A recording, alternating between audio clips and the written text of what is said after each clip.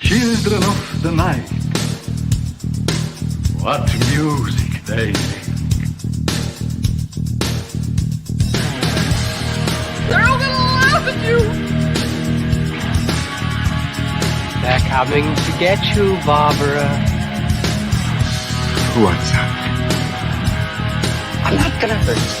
I'm just gonna bash you a bit.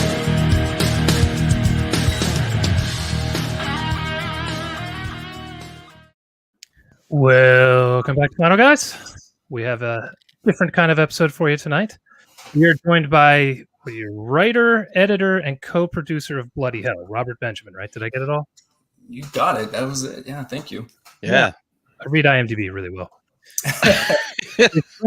Joined as always by Jack Campisi. Yo. Hunter Bay. Howdy. And we have finally gotten rid of Tim Meyer. He's not going to be on the podcast anymore.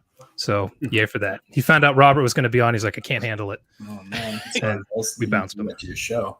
We're finally giving the listeners what they've been clamoring for. Yeah, it's a big positive. The core three. He's a drag. So we're not going to do the usual news. We're not going to do our typical horror curation, what have you. But we will review The Empty Man at the end of the show. Somebody take over because my wife came home. Okay. So yeah, we gave Robert, we said, hey, pick a movie. Just like we did with Keith Cooper a few weeks ago. So Keith really walloped us with that 80s zombie flick. So I think Robert was a little kinder to us. I don't know. We're going to find out when we get to that point. But before we get there, we want to talk about Bloody Hell, which to me is, I called my name tonight Billy Bonkers because it's the definition of bonkers, and I love bonkers. Okay. Welcome.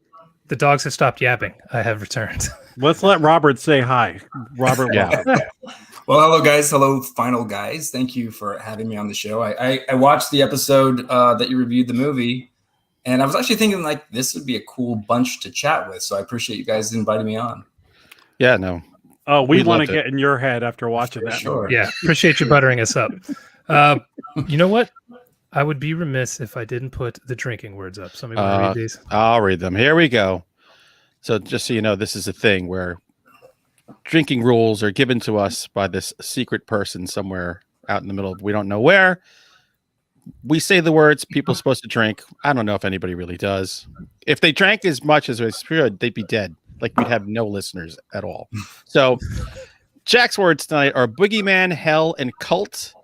Oh, empty hunter. Nice. Mine are acting, golf, and look, Jason, yours are possessed daughter and leg. Oh, man. Pomade. Too bad Tim isn't here. They would have been arc, bank, and twist. And if any of us, oh no, Bob, you got yours. Robert. Yeah. Bloody, empty, and UFC. Oh, shoot. That's going to be a problem. Good. Yeah. Do you have to drink twice if it's on a shirt? I'm ready. I will stay this low. All right. Okay. You've shown it once, though, so that's 2 drinks right there. Okay. All right. Thank you. You know what? I'm going to ask you about the UFC before we even get into the movie, because I was looking at when you did editing for them. Was that your primary job? Yes. No, not anymore. From 2006 to 2011, I think. So during the big boom, when it really took off, you were. Yeah, I guess you could say that. Sure. Yeah, I would cut all the not the trailers, the promos for all the pay-per-views from UFC 64 to UFC 186. I pretty much did all those. A few in between I handed off, but those were I did all the promos for the UFC. God, do you know the ring? Good. Do you know the Ring Girls? I don't know them. I've worked with Ariane. I did a short piece with her at one point. I don't have their numbers in my phone or anything like that. No, that's okay. Me talking to you is a Kevin Bacon thing to Ariane. So cool. There you go, Jack. Yeah, I just saw that and I was like, damn, man, 2006. That was like the Chuck Liddell era, wasn't it? Yeah. Chuck, Randy, GSP, all the big names, Forrest Griffin, all those big guys. So obviously you lived in Vegas at the time then? I did live in Vegas, for 5-6 years. It was I love Vegas. I miss Vegas. It's a really nice place to live if you don't mind the sin city of it all, but it's actually quite a cozy place to live for sure. Nice. Really? How about in the summertime? How do you like it then? Yeah, it's not excellent, but as long as you have AC and some ice water, you're probably okay. All right, I'll stop boring everyone with my UFC stuff. I love the UFC. So all that I was like, oh my god. All good. So bloody hell! I mean, how? I have so many questions about this, but I mean, when did you first write it? I wrote it 3 years ago, probably 2 years before we actually started production. Yeah, it was. I've said this in some other interviews, but it was basically it came about because I was traveling and I got freaked out because I saw a family, foreign family, and they looked. This is probably just my paranoia, but they looked as though they were talking about me, and they looked friendly enough. But I figured my paranoid brain was like, what would happen if I woke up, chained to a water pipe in a basement? How would I deal with that? And I sat at my gate and I just jotted down literally what I would do if that happened. And I think I wrote the entire outline at that gate. So the answer to that question was you're going to talk to yourself and assault a young child? Well, what happened there was if there was a child, I'd have to do what I had to do. But the talking to myself kind of came about when I started arguing with myself. Like the first thing I jotted down was, well, you would see what you had available. You would see if there were any weapons around. You would see if there's luggage to open. And then I would say, no, you wouldn't. Why would you? You would freak out and you would cry and you would probably wait to die because you're chained. You're tied up. Like, what do you think you're going to do? So it was that devil angel mentality that was like, this could be interesting if I actually broke this up into two characters. So that's how the questions came about. See, we're so out of shape. I don't even think creatively Jason and I could come up with a character where we would say, yeah, we could pull ourselves up and do all these things for hours on end. How dare you? Yeah, well, look, Rex isn't 100% me. Rex is me if I was a lot cooler and a lot more capable. Rex is the macho version of me. He is the baddest badass we have seen in a long time. Cool. Well, good. I'm glad you guys think that. One of the great things about him is his confidence, because he keeps saying things like, no, I will do this. I will take care of them. You just have to. Right. Yeah. There's no stopping him pretty much unless he's tied up. Then if I woke up and my leg was hacked off, that's a wrap. I'm just like, okay. Yeah, that's done. Exactly. Right. If we stub our toes, we're done for a half an hour. I'm not doing anything. I just stubbed my toe. I didn't expect though the whole it's been a couple of weeks. Where do they go? Finland? Yeah. Yeah. Where the hell did that come from? The answer is not that interesting. I got to be honest. The family that was talking about me seemed like they were from Eastern Europe, something like that, Finland, Sweden.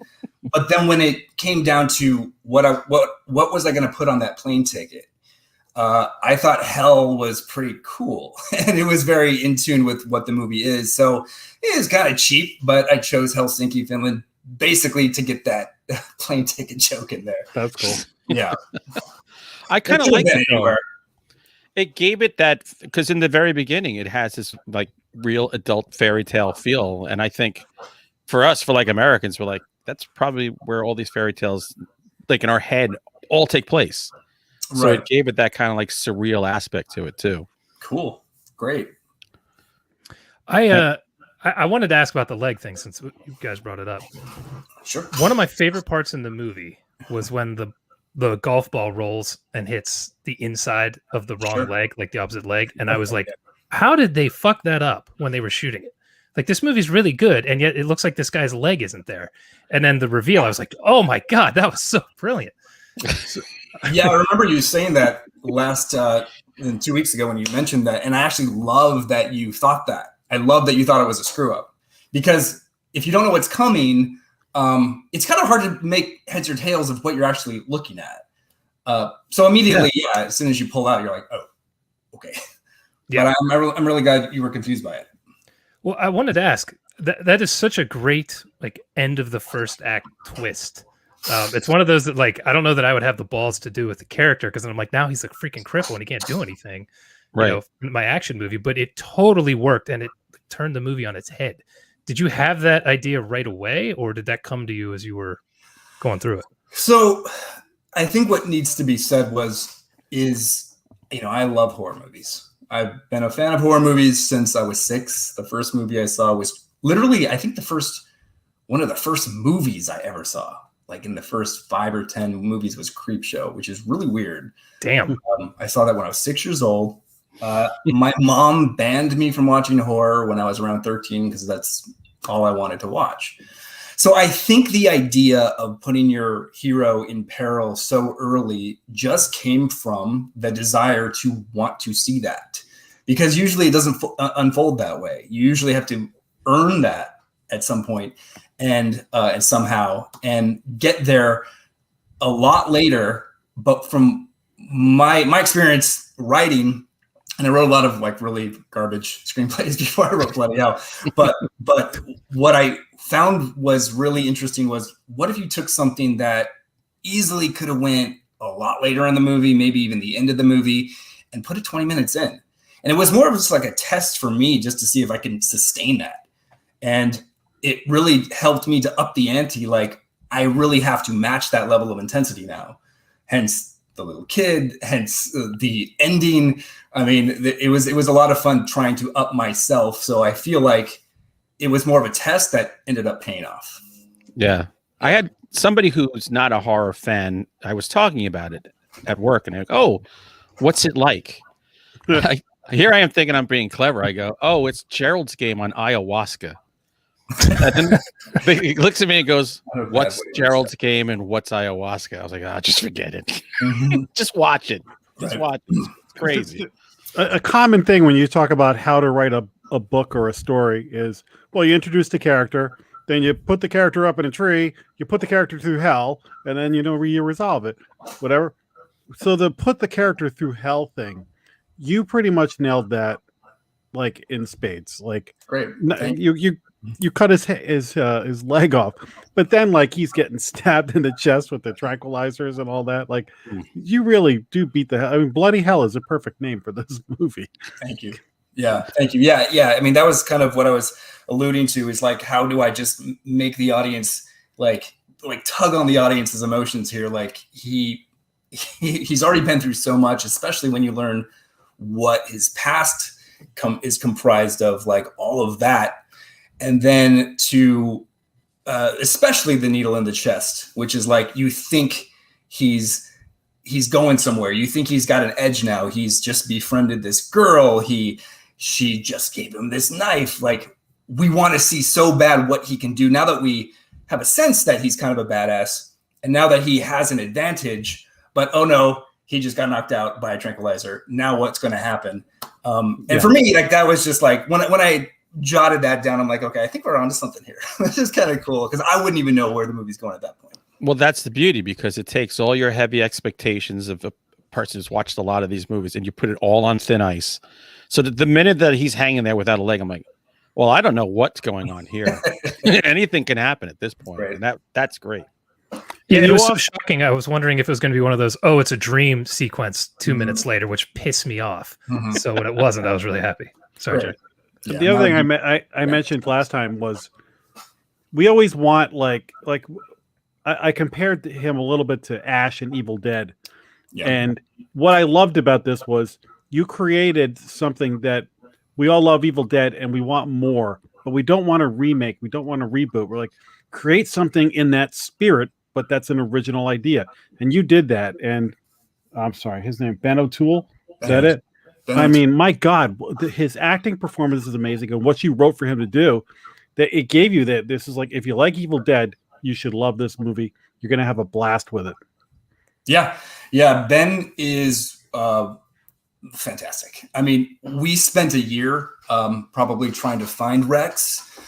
And a little tidbit, this was shot in Australia. This was made by an Australian production crew. It was co-financed by Screen Queensland, which I didn't know when I was writing this movie. I did not know I was going to sell to an Australian production company. I didn't know I was going to sell the script at all. It was just something I was just writing. But when I got the opportunity, of course, I jumped on it. The stipulation for the Australian board was, it has to qualify if they're going to finance it. So that means most of the crew, most of the actors had to be Australian.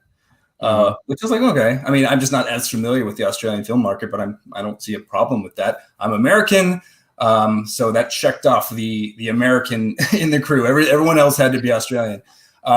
So I kind of we did a deep dig of Australian actors, which I don't know many, but we shot big. I was like, can we get Chris Hemsworth? I think that'd be interesting.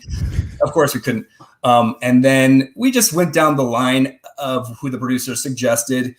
And I've said this, and I've said this to his face. No disrespect, Ben. I love you to death. I hadn't heard much of him at the time, but I think a year in, they sent us this tape, and it was just immediate. Like, this is Rex. Like, all those other actors who passed or couldn't do it or whatever, great. Like, it was pretty much a blessing in disguise. This guy looked the part, like he felt the part, and he also knew the part, which I didn't really know up until we started shooting. And when we started doing the conscience Rex, like, back and forth, it was, I hate this. It sounds so cliche, but it is almost as if I wrote the role for him, because he just understood it so much. I wasn't, I didn't direct the movie. So I didn't really get to go in, intimately and tell him what I was thinking. We had some talks in pre-production, but when you're on set, it's pretty much director and actor. So I kind of had to watch and see what their choices were, but Ben did not need direction from me. He encapsulated this character, which was just so exhilarating to see, because it's such a weird, two characters, and I writing it didn't know if it was going to work. Right. It's such a crazy thing. It's amazing that it worked at all, but he completely got it, and I don't think the movie would be nearly what it is without him. Ben's fantastic. I'd work with him any day. Yeah, he's got like a Robert Downey Jr. kind of swagger to him. He's got a lot, yeah. A little bit of Bruce Campbell insanity over the top. I thought he was on point. And a little my name is Earl in him. I've been hearing that lately. I have a friend who works at the Detroit News, and he wrote that he actually, I'm sorry, Adam, it wasn't you who said that. It was somebody else who said he reminded him of Jason Lee. He deserves to be the next Jason Lee or something like that. He gets a lot of different comparisons. My friend Adam said early Steven Dorff was another one, but he gets Robert Downey Jr. quite often. Oh yeah, of course Ash constantly, because that's the character. But not bad names to be compared to. No, it feels like that role that breaks somebody out, because he crushes it so well. I mean, he's so good in the movie. He deserves it for sure. And also a tip of the hat to the editor of this movie. I mean, that was me. Was that you? That's what I was going to ask. Yeah, I co-edited it with the director. So, because I work with a guy who edits movies too, and so I was asking him, like, behind the scenes, and so I know all those conversations with himself and stuff like that. You know, and the amount of things that are going on, that was critical to it too. But when he was like having conversations with himself, was like somebody reading lines to him? Like, no, this is cool. Great question. Because interesting tidbit is the character of Pete, the bartender early on in the movie. So that's Joshua Brennan, and I believe he and Ben are very close friends in real life, and they just happen to have the exact same build. So Joshua was Ben's stand-in, and vice versa when he would do Rex or Conscience. So whenever Ben was Rex, Joshua was the Conscience, and vice versa. Right. And they played so well off of each other that that's probably why it's so seamless. And by the way, you were in the movie too. I was. I got hacked. Yeah, when was that? I didn't remember an American backpack. It was one of the flashbacks when Leah starts to tell about giving into the solution to the hungry child. They finally had to give in to their, what they were trying to avoid, which was, eating humans. And of course, I was eating meatballs and said, "This is great," and then I got hacked to death. We got a question here about how you found Meg Fraser. Good question. She was just one of the tapes that I got sent. I was in LA the whole time. They were back in Australia sending us links to check out, and we got about 30 reads for Alia. she was the second tape I watched, and I think as soon as everyone saw her, it was pretty much okay. She's the one that we have to beat. She's the girl to beat. Everyone after her is competing with Meg, and there were some great reads, but no one amounted to what she was. She was kind of like Ben in the same way. She just got it immediately, and we saw it immediately. So we were very fortunate. Those eyes.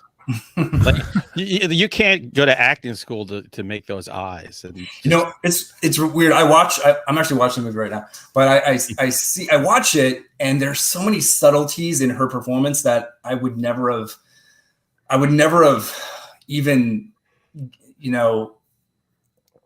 thought she would come up with, just when she's talking to Rex, and after she gives him the knife. And it's just her curiosity. I guess that's the way to explain it. She's still like so curious who he is and what she's gotten herself into. Just these little facial expressions that are so believable that I'd actually love to ask her what she was thinking in the moment. I haven't had a chance to, but they're so on point with this innocence, this innocent yet strong girl, that it's just a great mix that she was able to come up with. She was fantastic as well. Oh yeah, she really was. So kind of going off that question is, did any of the Australian actors already know Finnish? No. Well, I don't know what Finnish sounds like, but it sounded authentic. I don't heard it. You know what's really funny too is I wrote the script, and we were in pre-production or whatever, and stupid me, I never even thought to like look up what Finnish or what English sounds like with a Finnish accent. It's actually very hard to understand. I YouTubed this girl who was doing just that. She was giving a video lesson on how to speak English with a Finnish accent, and at one point I was like, man, we might have to change where this whole movie is set, because it was all the THs were just hard T's. She was reading the back of a shampoo bottle, and she was like, "Ut is mat," and she was speaking English, but I couldn't understand a word she was saying. So I think the English, we had a dialect coach on set, but I think the English was more of a hybrid, just to make sure that it was clear enough to understand. But like she says, what does she say? When she says her hard T's and Rex corrects her. Gosh, I can't even remember my own movie. There's a couple of words, yeah. It's like emotions. Yeah.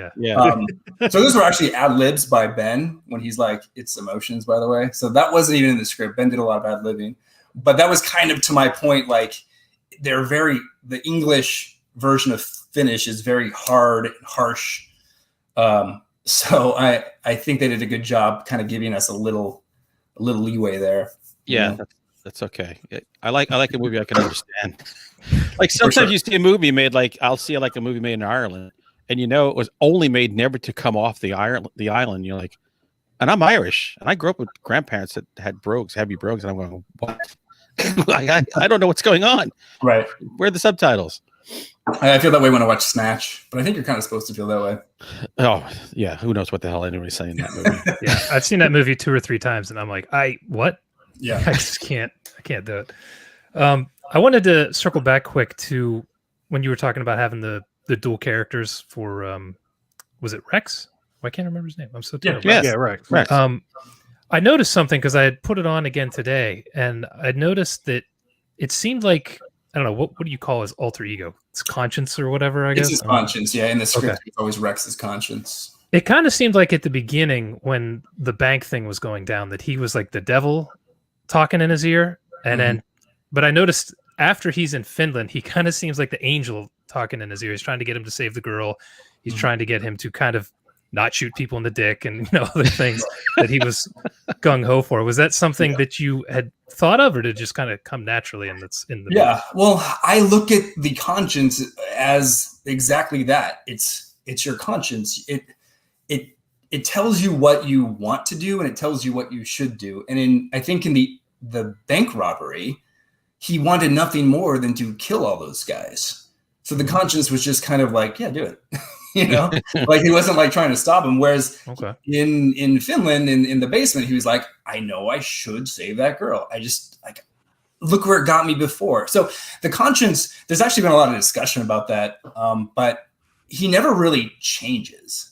Yes, he gives them good advice, and yes, he gives them bad advice, but he really always just amplifies what Rex already knows he should do or want to do.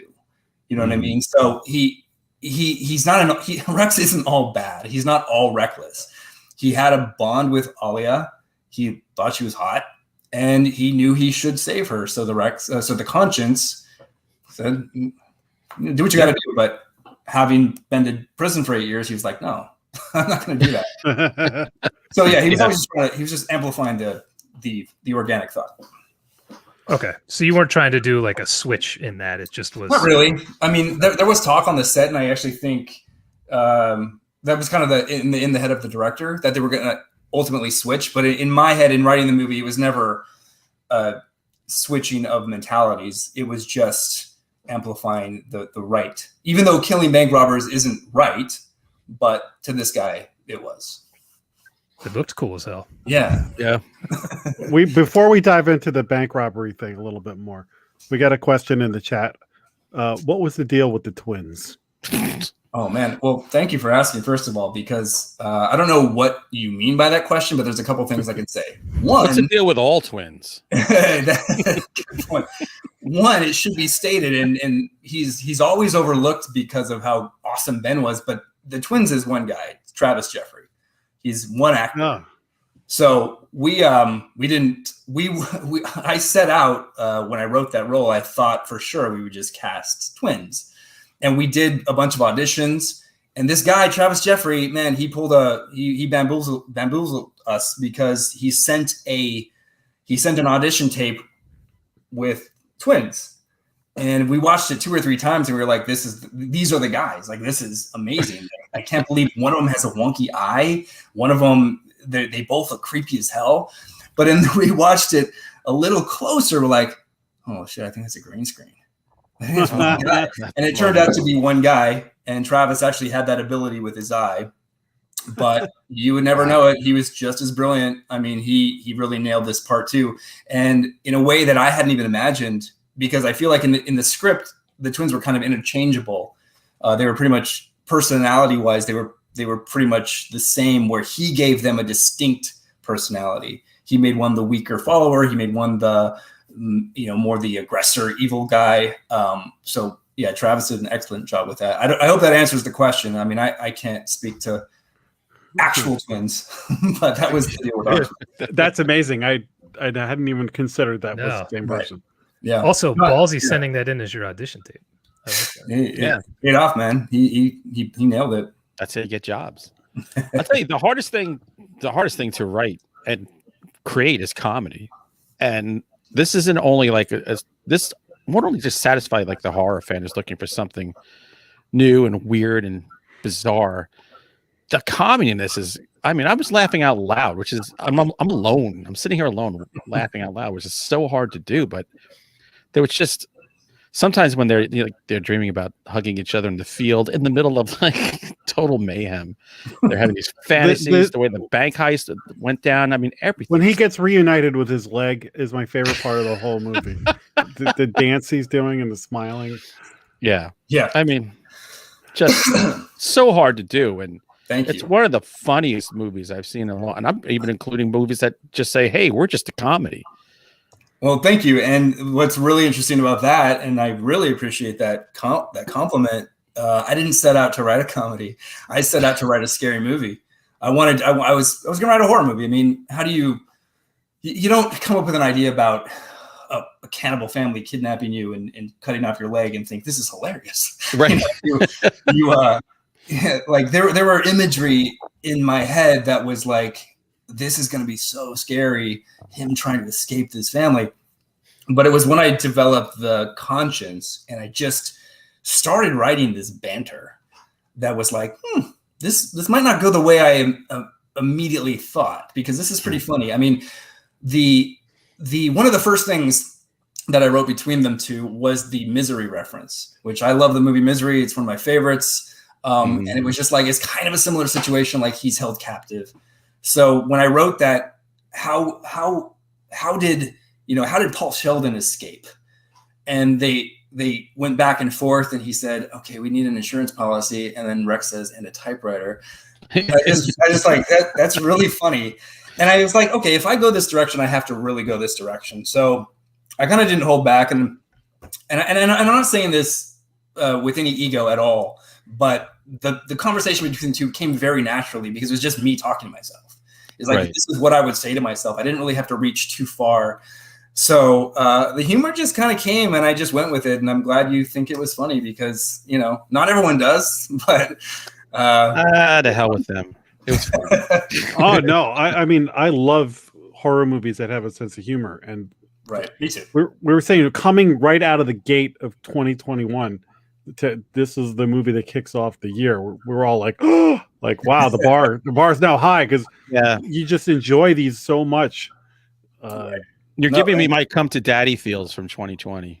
I still have to see that movie. I haven't seen it. I've heard good things though, dude. Quite a bit weirder than yours. It's weirder? Wow. Okay. Oh yeah. It's close. Yeah. I will tell you this: when you go to watch it, make sure you have a shit pen with you. That's all I'm going to leave you with. Okay? I don't know what that is. Yeah, exactly. That's you got to watch it. Okay. It's the thing. I wanted to mention, like, your dialogue in this movie is just freaking killer, and I hadn't really thought of it being because it's the same character kind of talking to himself, so they can riff really well. But it just worked so well for me that I was talking to another couple who were like, "Oh, I don't like horror movies," and I said, "Well, try watching this." And I thought, if they like this, then I can recommend things a little further down the road, a little more. But if they don't like this, then I know, okay, we can't do this, because if you can't enjoy at least the humor in this, then we do not have similar tastes. You are not That's my a good friend. point, for sure. And think about how I feel. I'm the one who wrote it. So like January 14th was the American release date, and I hadn't been so nervous of anything in my life up until that point, because like I'm about to release this weird movie onto the world, and I have no idea how it's going to be received. So unfortunately, you guys loved it. There's been a lot of good reception for it. So the buzz on Twitter has been huge. How's the reception been? I mean, like the overall view is that it's something to watch, and like something new and interesting. I mean, it's certified fresh on Rotten Tomatoes. I never would have guessed that based on what kind of movie it is. I mean, it's about a cannibal family like that. So like, I feel like for every bad review, there's like 3 or 4 or 5 good reviews, and that's all I can really ask for. See, I could have sworn like tonight I kept talking. I'm like, yeah, we're interviewing this guy. I wonder what how thick his Aussie accent is, because knowing that it was an Australian movie, and I'm thinking, but I was talking to one of my editors who is he's a legend in this business, and he's worked with every director, movie star you could think of, doing their biographies and stuff. And he's kind of the point where he's kind of like, ugh, I can't stand American movies. He goes, but man, the Aussies always get me. So I told him to watch this movie, and he was like, oh, thank you. I haven't seen anything good in like 3 weeks. Oh, that's great. So he goes, when you talk to that guy, just ask him, what's going on? Is the sun just bake your brain? But now maybe I'm thinking maybe it's the Vegas sun. Could be. Yeah, it could be the Vegas sun. I mean, it's pretty hot in California as well. Yeah, because you definitely channeled that down under vibe, because they come up with some weird stuff, man. That's really good. Yeah. No, I mean, like the whole crew was Australian, so they probably implemented some of their knowledge to make it have that feel. I mean, I'm a big fan of Wolf Creek. I loved the Loved Ones. Actually, Sean Byrne, who directed the Loved Ones, he loved the script, but he needed more time to prep. I mean, this is such a tight turnaround, so I don't blame him. But they know what they're doing over there for sure. Yeah, The Loved Ones is a great movie. Mm-hmm. The what was the name of the big giant guy at the end? Patty. Okay. Was there a little sloth going on there? Yes. I felt okay. There was. I was just imagining what would scare me the most, and I feel like if an evil sloth walked down the hallway towards me, I'd probably be terrified. And that was something I hadn't seen a lot of. It could have been anything. It could have been a werewolf or a mutant, but I figured no, I want to keep it human. So sloth was my go-to. I mean, awesome. I didn't know what to expect when we finally saw that character, but giant strong man baby was not something I was expecting. Yeah, No. that's It worked exactly what he perfectly. said in the script too. Man baby, giant, drooling, veiny, pulsy, pussy man baby in a diaper. Like the way like the house is shaking when it's moving, I kept going, I cannot wait to see what the reveal is. And please show me. Don't make this something off camera. I gotta see this. And Yeah, when- cool tidbit was they found that Caleb, who plays Patty, they found him just walking down the street one day. They were location scouting. Really? They just saw this giant. He's a rugby player. They just saw him walking down the street and said, "Hey, you want to be in a movie?" He's like, "Of course." But thank goodness for that location scout.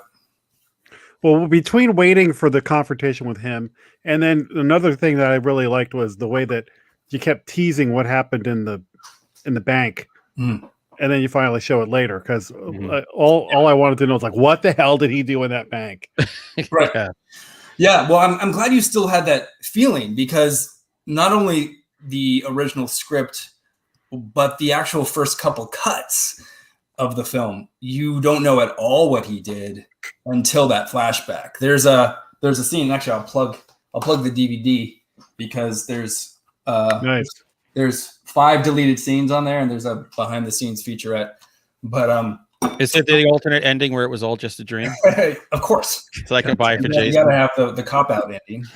But there's a scene where he visits the bank present day, right out of prison, and ended up on the cutting room floor because it didn't add too much. But originally in the script, you don't know what he did. And you hear people say, "Oh, you're back. Wow, I can't believe you're back. You saved us, this and that." But there's no imagery of what he did. And test audiences, they didn't love that, because like, well, we don't know what he did, so we can't root for him once he's in the basement. So we had to give him a little bit of something to hang on to. Like, well, he wasn't like a mass shooter. He wasn't a murderer. He wasn't an evil guy. He saved people. So we had to give him a little nugget of something to hold on to carry them through the bank until you see the full reveal. I thought that worked really well, because the whole time I'm like, why was this guy in jail for what we've seen at the beginning? Right. So kind of splitting up the whole thing, I thought worked perfectly. And that wasn't easy to write, because I don't know what sends people to jail these days. I mean, if he accidentally got someone killed, but was it really his fault? I don't know. But I do think the line in the courtroom, like where he's just like, "I wanted him down. I didn't want to reproduce." Like, they're like, okay, this guy is a danger to society. So That was a good line. yeah. I thought it was perfect for the way everything is nowadays. Cool. I'm like, yeah, that's natural. The hero goes to jail. He saves everybody. He goes straight to jail. That makes total sense right now. Yeah. Yeah. But then that line of dialogue in the courtroom, I'm like, oh, yeah, that probably wouldn't go over well. It's not very humble. Being asked if there are plans for a sequel. Oh, please. This is a great question. I absolutely would love to make a sequel, but let me back up. If you've seen the movie and if you like the movie, rate it, review it, spread the word, talk about it, because this isn't a Hollywood production. This is it's kind of grassroots marketing, and we need the word of mouth, we need the buzz. So the more ratings we get on iTunes, on Amazon, the more exposure we can get. So if you like the movie, if you didn't like the movie, I'm sorry, you really tried to make it something entertaining. But if you did like the movie, talk about it, review about it, post about it, because I do want to make a sequel. I would love to make a sequel. I know exactly where a sequel would go, and it wouldn't be just a retelling of this story. It wouldn't be, oh, Rex got captured again by another family. I would never do that. I know exactly where I would want this story to continue.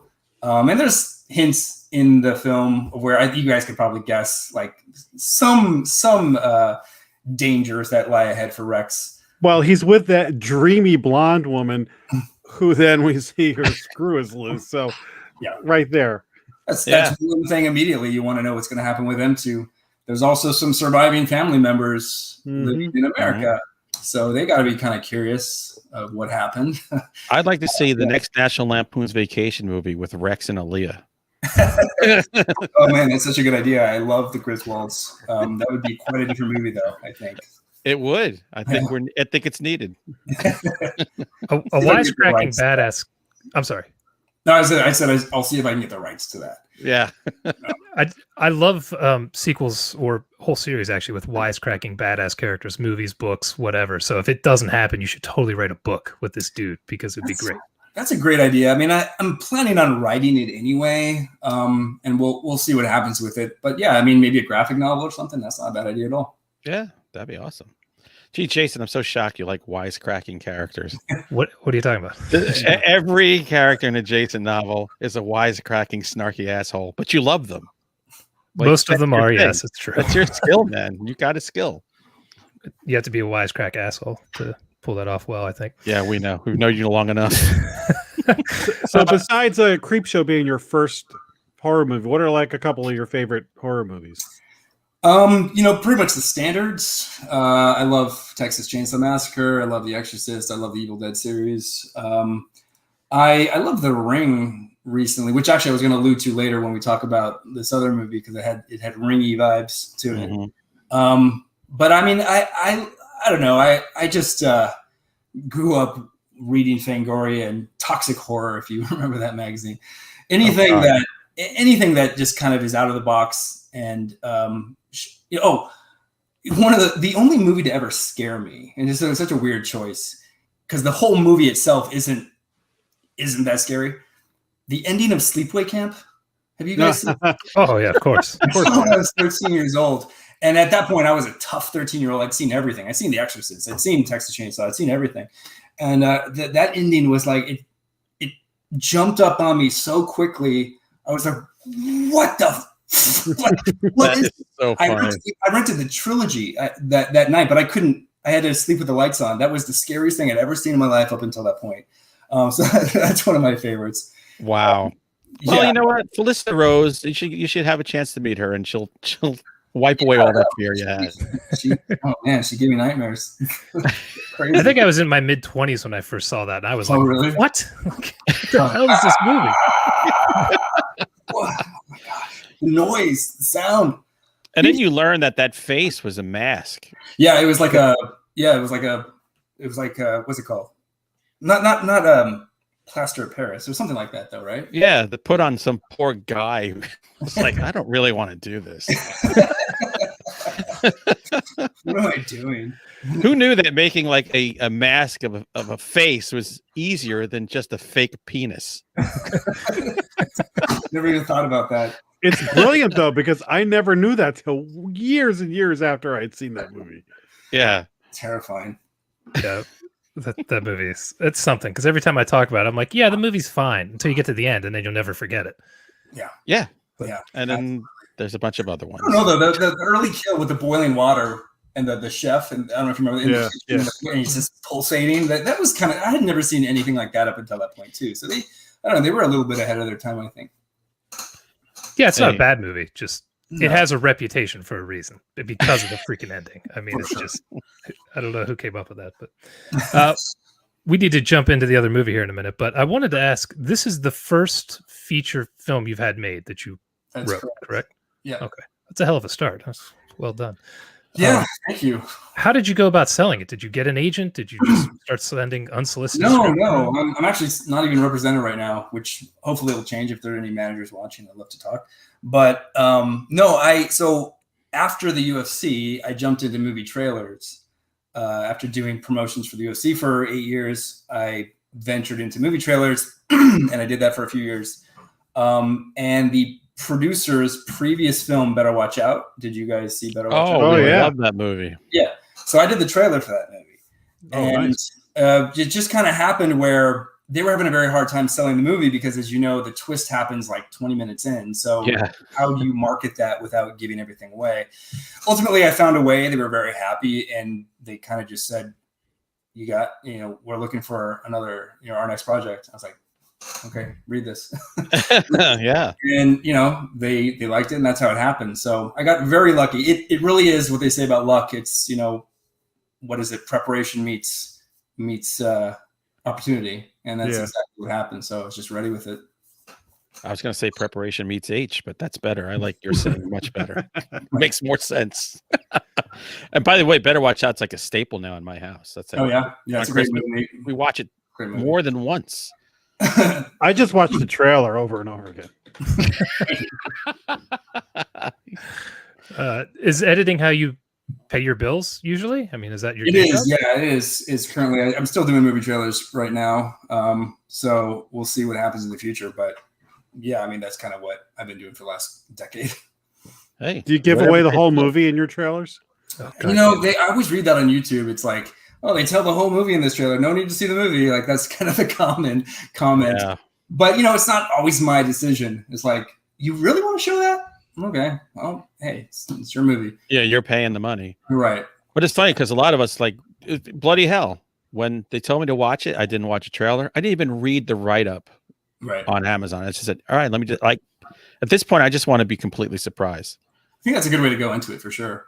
But that said, I cut both trailers for Bloody Hell, and I made sure to leave obvious plot twists out. And that was good because we weren't working with the studio at the time. It was just, I knew we couldn't reveal certain things. So it worked out.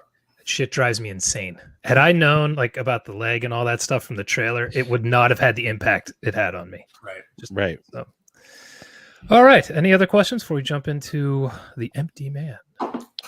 Let's get empty. All right, here we go. Nope. You like scary movies? Uh-huh. What's your favorite scary movie? I don't know. You have to have a favorite. What comes to mind? I somehow managed to cut one person off every goddamn time I play one of those bumpers. Dude, hey man, I was just saying, I'm pulling up my notes. you're the director. You just when you call cut, it's cut, brother. I'm so skilled with this. It's unbelievable. You can fix it in post. Yeah. All right. The Empty Man. Jack, can you give us... No, I can't. I don't remember what the hell this movie's about. You just watched it yesterday. No, I watched it last week. All right, Hunter, do you want to do it? All right. Can you do it? I'm going to try my best. The Empty Man is about a man who is empty. No. I will tell you, it centers around present day America, circa 2018, I believe it was. And this girl goes missing. And a friend of the family is this dude who runs this kind of like self-defense store. And he was a former cop. We don't know why he was a former cop. We're not kind of sure why. But he agrees to help her mom. And we get a feeling there's a dark secret there to find out what happened to this girl. And as he digs deeper, we find out it's not just this girl. It's her friends have disappeared. There's kind of like this little urban legend that ties into everything. And there's a cult atmosphere here, you might say. And things get weird. I will tell you, it's a long one. I tuned this in late. I said, oh, all right, hour and a half. I should be done, ready to go to bed. And I go, God damn you, Robert Benjamin. This movie's 2.5 hours long. But that's all I'm going to say about the movie because I don't want to give too much away at this point. Yeah, we'll save it for spoilers. Yeah. All right, Robert, this is one of your choices. What did you think? Yeah, I give you 4. Just full disclosure, you guys picked it. Yeah, I did. No, I did not expect it at all. Based on the trailer, I thought it was going to be another Candyman, another Bloody Mary. Totally. So where it ended up going, completely floored me. I had no idea that it would go into cult realm, which I find very fascinating, by the way. I took a bunch of notes, so I want to make sure I hit all the right ones. I should tell you, we usually do like a couple minutes, 15 minutes, whatever, non-spoilers. I won't go into my analysis. Then we destroy the movie for everybody. There's absolutely a lot I loved about the movie. I thought it looked great. I thought it was very well directed. I thought it was very well acted. I like James Badge Dale from when he was in season 3 of 24. I've always I love Stephen Root. He was super creepy. So happy to see him. Head of the cult. So there's a lot I liked about the movie. I felt it was definitely a twisted story that never in a million years would I would have guessed where it was going. Like Bloody Hell, but in a completely different way. Mm-hmm. I had no idea what we were going to stumble upon. There was a moment probably an hour into the movie that was very chilling in the woods. Oh, hell yes. Was excellently done. I guess I won't say too much. I'll let you guys talk, and then we can talk more about it. But did you like it? Overall, I enjoyed it. Overall, I was especially, let me say this, coming off of my own movie and knowing what it takes to make a movie, I appreciated so much about it. I could kind of see in their heads a little bit where the decisions they were making and the choices they were making. I mean, like I said, it looks fantastic. The director is very stylish. I was envious at times of some of the shots he used. So I think they had a very complex script on their hands, and they did a very good job keeping me entertained. All right, Jack. So I agree with you. This movie looked great. I thought the acting was great, but it definitely did not need to be as long as it was. So there was definitely a point where I was like, pacing maybe was a thing. However, I was very pleasantly surprised. What's the name of that creepy pasta movie? It's something Slender Man. Slender Man, yeah. I was expecting something like that, just a teen studio movie with a heavy CG and a pretty CW looking cast. And instead, like, we got some like really good actors. I forget her name, the woman from Dark and the Marin Ireland. Yeah, she had a good year last year. Yeah, I'm just becoming a bigger fan of her when everything I see, Umbrella Academy and everything. So I liked that it was like way different than I thought it was going to be. 20-minute opening kind of threw me. Yeah.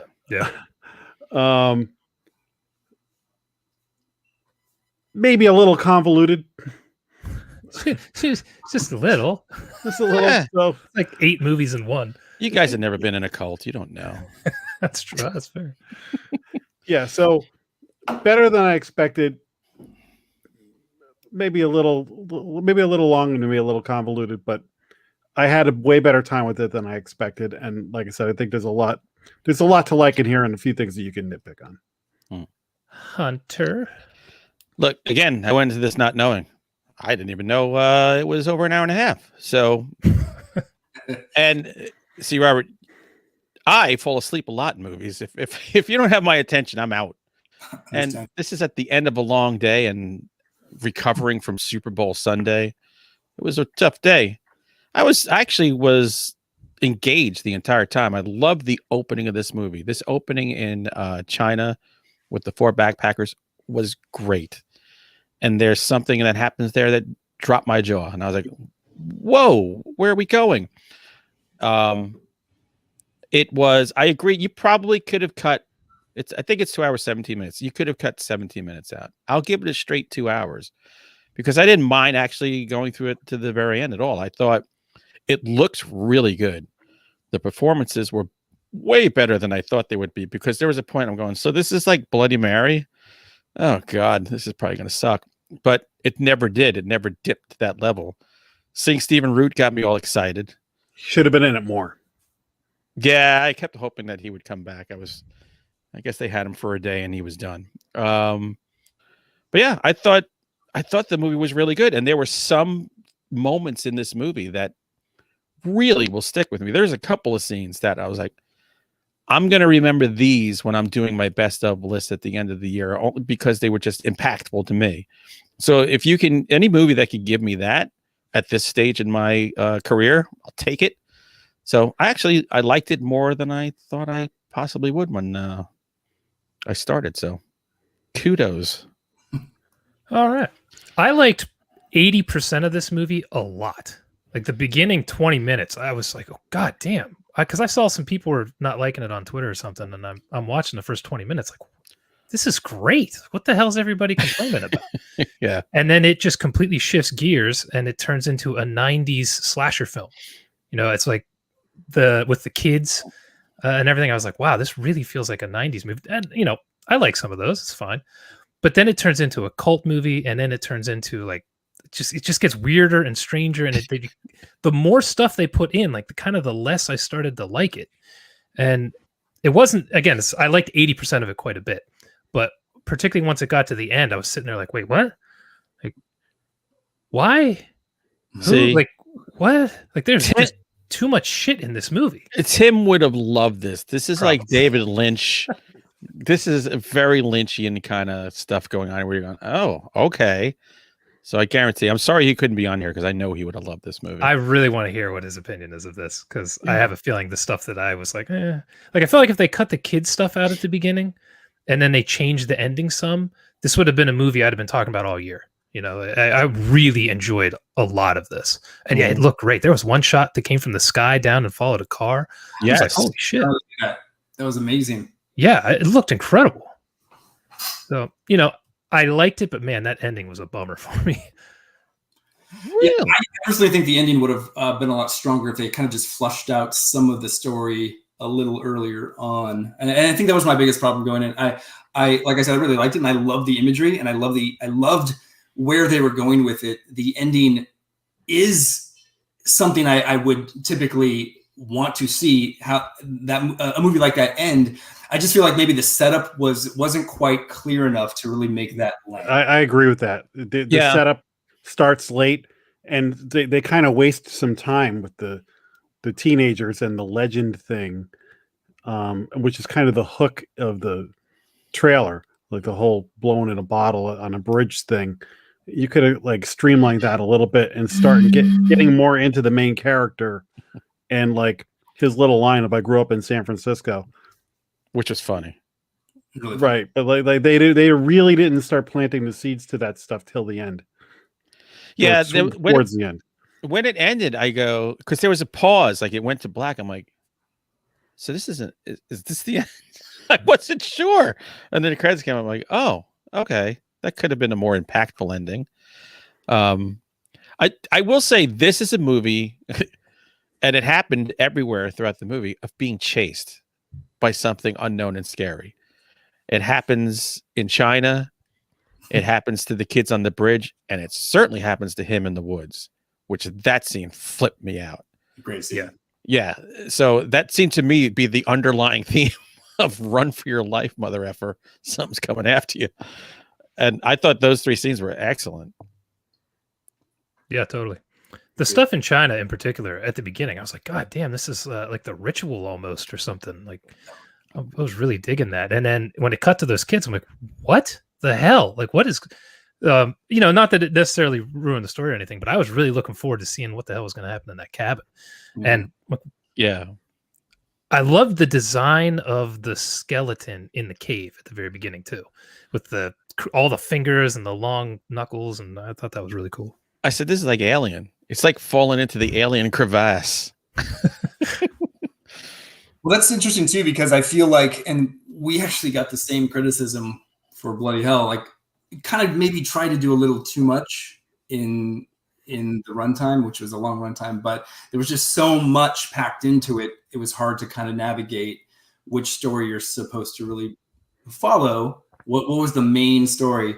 But ultimately the takeaway, I did like, we're not in spoilers yet, correct?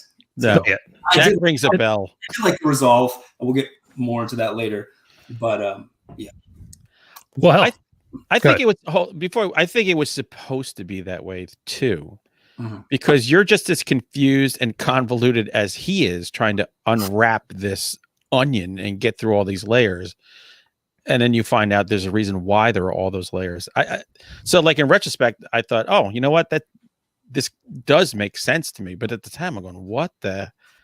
It does go in a million different directions, but there's a reason why. Yeah, we need to get into spoilers here in a minute. But I did want to bring up shit, now I completely forgot what I wanted to bring up. I had it right when you started talking. I am so smart. I'm so good at this job. All right, so for the spoiler crowd, I think we all are saying that this is at least a good watch, and better than we expected. But I think I liked it, Jason, when you said your 80% thing. I think I'm kind of on the same page as that, but we can jump into spoilers now. I think you get the idea. I remember my point.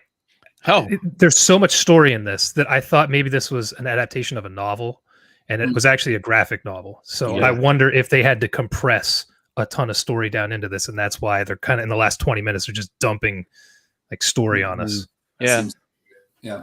Yeah, it makes me want to read that graphic novel now. I'm actually going to go to the Yeah. Spider's Web in Yonkers, New York, and see if they have it. Because like I was saying before, I feel like if those story points were flushed out, I think it would have been a stellar movie. Like I really enjoyed the movie, and I was engaged the entire time. I loved the look of it. I love the actors. But I feel like I was just missing a little bit of information. It's just a little bit of information to really make the ending stick. Right. You got to show a little bit of the bank scene at the beginning, so we've got something to go through. That's right. Take it from the man who knows how to do it. Well, here's the spoiler bell. There we go. If you don't want to be spoiled, if you go to Angel Heart, that movie built up the Mickey Rourke reveal towards the end. Mr. Saifier. Yeah, what was his name? Johnny Angel or something like that? Oh, I'm talking Robert De Niro, Louis Saifier. Yeah. No, but you know, like the whole, veiled. you know, the identity thing with him.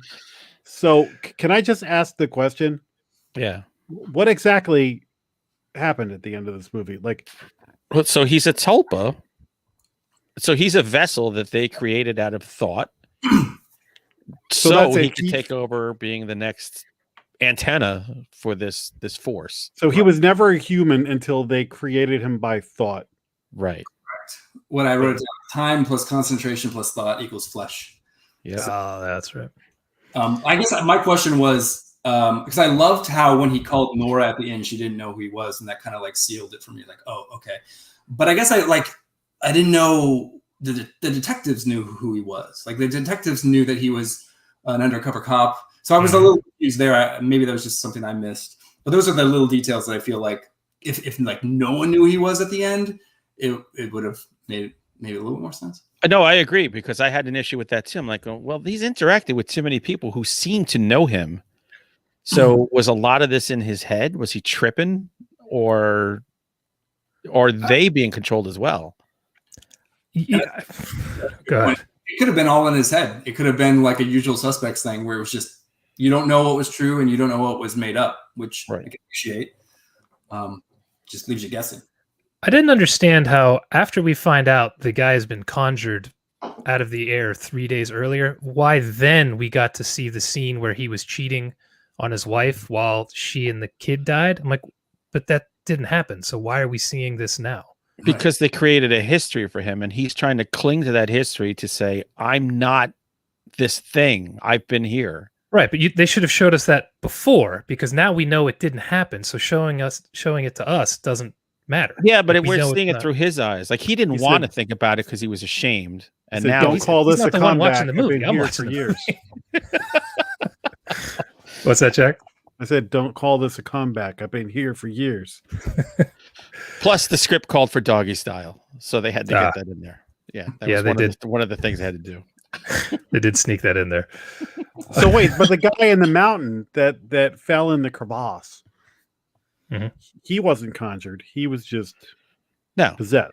Yeah, I didn't understand why there had to be somebody that was conjured. Why couldn't it just be a guy? Because it took 500 years to find someone else, and they said we don't have 500 more years because his body's failing. Right. Yeah. So it was 500 years for him to hear the whistle from the cave? Like he was the only guy who could hear it? Or he was the only guy who fell in 500 Might years? be the only guy who fell in, yeah. Yeah. Yeah, see, I could use a little more. I By know the way, give me credit for paying attention. True. It's impressive. I will just say the ending of that first sequence was awesome. I love because I was watching and she wasn't paying attention to my horror, but I was like, holy shit, like what just happened? And that was super exciting. Very well done. When she just falls off. It was really well done. Yeah, that was another one where the stabbing started. I'm like, oh, it's going to be dream bullshit in his head. And it wasn't. So I'm like doing a little golf clap on my couch. And then they move ahead to 2008 because it started in 96 and they moved to 18. And I'm thinking that the main character, I'm thinking, is he the dude from the cave? Like it took me a while. I was like, oh, so this is him. Like, damn, he aged really well. I thought it was his brother or something. Because at first he was like, it seemed like there was a sadness going on and he lost somebody. So I was like, oh, is it his brother? Right. Yeah. It took me like half the movie to figure out that he was like not related at all to what happened in the first 20 minutes. The clue was when we finally show him, they go day one. There was the clue. We just didn't understand it at the time. And man, did he pack a lot of stuff in one each day. Good Lord. Carpe diem. I do want to say I love cult films. Anything to do with the cult, I give it more leeway than I probably should because I find them fascinating. And so when he went to I guess it was a summer camp that was abandoned and found the VHS tape and saw the people dancing around the fire. Oh, I loved all that stuff. I wanted more of that. Chef kiss. Mhm. I also loved the reference to The Ring. I had to actually go back and watch the scene in The Ring, but it was Cabin 12. I don't know if you guys noticed that. Oh, I didn't get that. It's a No. cabin 12, and that's the same cabin in The Ring. And then he sits and watches the VHS. So it was a nice homage that I appreciate. Ah. That's really cool. I'm so dumb. I would have only picked that up if there was like, oh, well, in the cabin. Yeah. Yeah. The scene when he's watching them dance around the fire and then they stop and they're staring at him and he takes a step back and you hear that shoom as they take a step forward. Oh my God. I was so tense when he started running. It's so tense. And then he goes, yeah, no. And Yeah, that was good. just such a good moment because you feel like exactly what he was thinking. Like, and that's exactly what you are thinking. Like, fuck that. Yeah. He got Yeah. funny by day 2. Yeah. By day 1, he was kind of forlorn and everything. By day 2, he got kind of funny. Too bad he only lasted 3 days. Now I'm thinking about it. Why were they chasing him in that scene? Good question. I don't know. Because it was scary. Like, were they just trying to scare the shit out of him the whole movie? To their ceremony, just like any cult would do. Yeah. It's part of the chase theme, man. I don't know. It's finding out he was conjured 3 days ago that is just like screwing everything up in my head. I'm like, but okay, so then why? Yeah, I don't know. That part did make a lot. It put some puzzle pieces together, but then kicked others aside. I'm like, but I thought it was cool. Yeah. And it was shot really well. Like the Yeah. cinematography and the framing and the lighting, it was cool. Like there were times when he was going through those catacombs and whatever that I was like, oh yeah, I love where the camera is here and how they've captured it. So that was pretty cool. And I love Yeah. the scene on the bridge, by the way, with the kids on the bridge. Mm-hmm. Normally, I hate that kind of stuff, but I don't know. There was something about this that I really liked it. That reminded me of a movie, a super small movie. I think we watched, or maybe it was only I watched it on here a couple years ago. Called, I think it was Butterfly Kisses, something like that. Yeah. I watched that. Very similar setup to that. It was on Prime. You should check that out. It's actually a pretty decent movie. It's made for about $4, but it had a similar setup. Cool. I knew a guy in that movie. Really? Oh, the author, right? Yeah. Yeah. I don't know. That's about all I had to say. I was really into the movie, and then the end when I really want to say it was when the girl showed back up again, and she kind of gives us an info dump, and I'm like, wait, what? But up until that point, I was in. Oh, so that's you were in pretty close to the end there. Yeah, that's what I'm saying. I really enjoyed most of this. It's just that you find out they're conjuring him stuff at the end. I'm like, what the hell is this? But otherwise, I'm with you guys. I thought it looked amazing. I thought the acting was killer. Some great tension in a lot of it. Was this a straight to video? Like, was this ever intended to go in theaters? I wonder. It was in theaters in October, which I don't know what theaters, but yeah, it made a couple $1 million in theaters. I saw. By the way, pretty wide release. Bloody Hell is in a theater not far from Jack and I right now. Yeah, I think it's in New Jersey. Is that right? Yeah. Yeah. Oh. I actually had the pleasure of seeing it at a drive-in. There was one theater in California showing it. It was a drive-in 40 minutes for me. Nice. So, cool. I would love to see that at a drive-in. Yeah, that's a great drive-in movie. Yeah, for sure. Do you? First of all, everything well, is a great drive-in movie. Drive-in makes every movie better. I loved Underdog in the drive-in. That movie was terrible. Getting back to Jason Lee. Yeah. Here we go. My wife, who pays attention to movies, Significant more than I do. other. There was a mention that the transference is best done in the state of fear and grief. Maybe that's why. So maybe that's why they're Really? chasing him around. Oh yeah. I don't know. They Seems got like a him to lot of grief work for to it? scare the shit out of somebody. I saw this last week. I don't even remember that they said that. That's a good point. So that's kind of like to my point is like if they needed him in a certain mental state to Right. make the transference, that would have been a good thing to kind of maybe embellish a little bit to really hammer it home.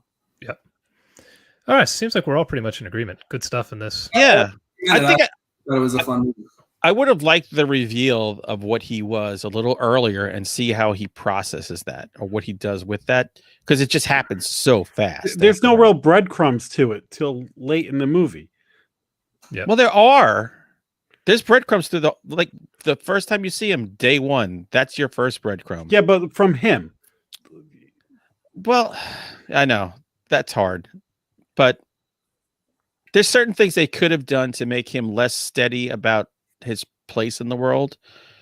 But there are enough little breadcrumbs about what they're doing. No, there's not enough breadcrumbs. Paranormal dorks like me sees the word tulpa. I'm going, all right, so who's the fake person? Who's the good-looking golem? Like a golem's made of dirt and shit, probably looks terrible. But a tulpa can look really good if it just comes from your thoughts. I don't know what a tulpa is. I had to look it up. Yeah, you got to listen to more paranormal podcasts with Jim Harold like I've done.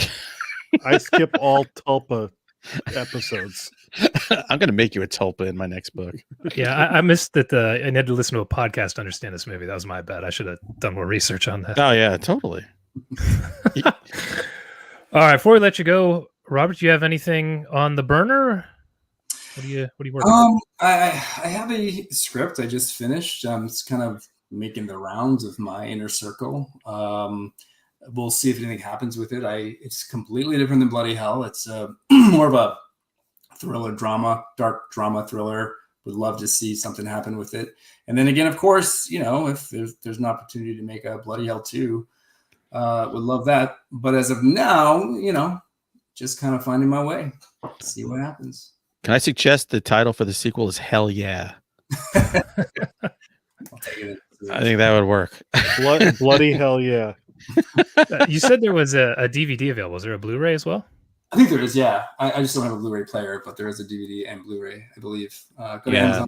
It should be there. So we want people to rate. We want people to rate and promote your movie, and we want them to buy the Blu-ray or DVD. Yeah, and just like it and talk about it, or don't like it and talk about it. Either way, just get people to see it, because the more people that know about it, the more opportunity we have to make another one. Hey, like Jason and I say about our books, if you don't like it, shut up and don't talk about it. No. Pretty sure that's not what I say. No, we say bring it on. We actually enjoy it. Well, thanks.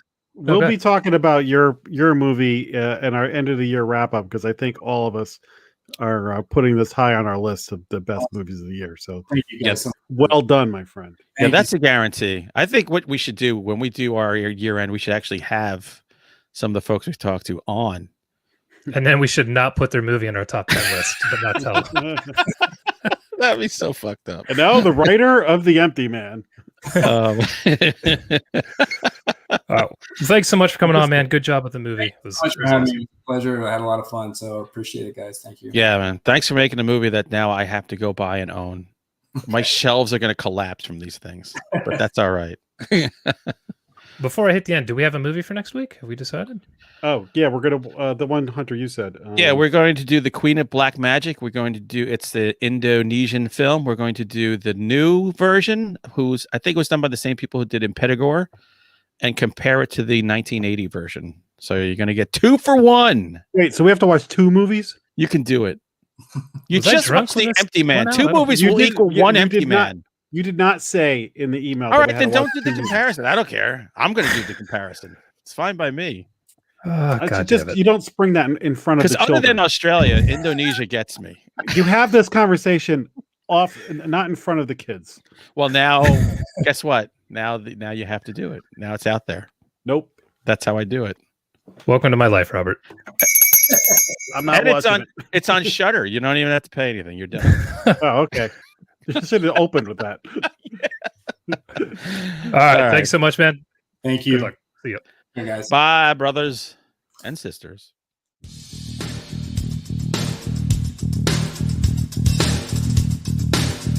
Game over, man.